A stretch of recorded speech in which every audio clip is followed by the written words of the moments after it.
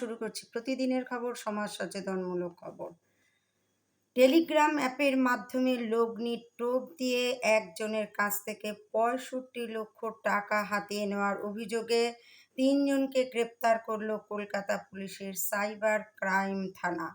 Police সূত্রের খবর, ধৃতদের নাম পৃথ্বীরাজ, যোগিন্দর সিংহ এবং রমন প্রতাপ। পৃথ্বীর বাড়ি বিহারের, বাকি দুজন উত্তরপ্রদেশের বাসিন্দা।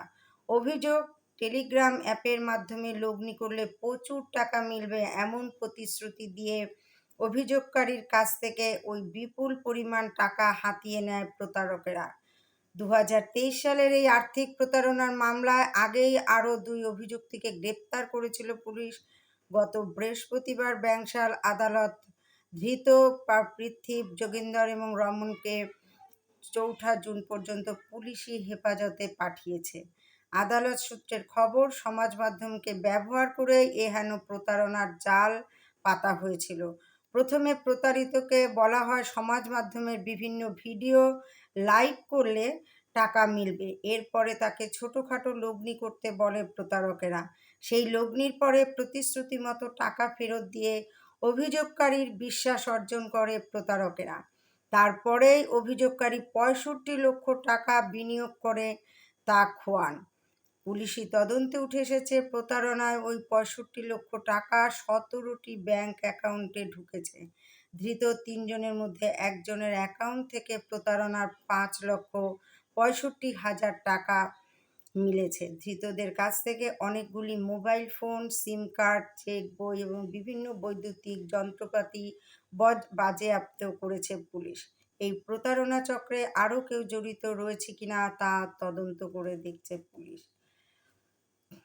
সমাজ মাধ্যমে আপনারা কিন্তু জানতেই পারছেন কত রকমভাবে প্রতারকেরা প্রতারণা করতে পারে আর করেও চলেছে।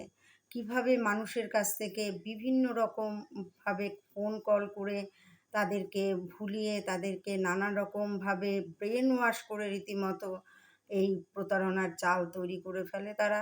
আর সেই জালে একবার পা দিলেই ব্যাস আপনার অ্যাকাউন্ট পুরো ফাঁকা করে দিচ্ছে।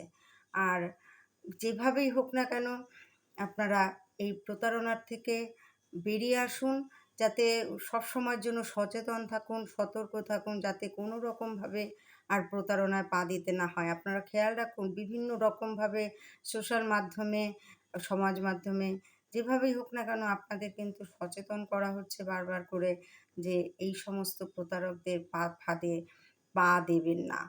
তাহলে বন্ধুরা, সকলেই কিন্তু আপনারা সচেতন থাকুন আর একে অপরকে এই ব্যাপারে কিন্তু সহযোগিতা করুন, তাদেরকে জানান, তাদের সঙ্গে সহযোগিতা করে আপনারা নিজেরাও এর থেকে রক্ষা পান।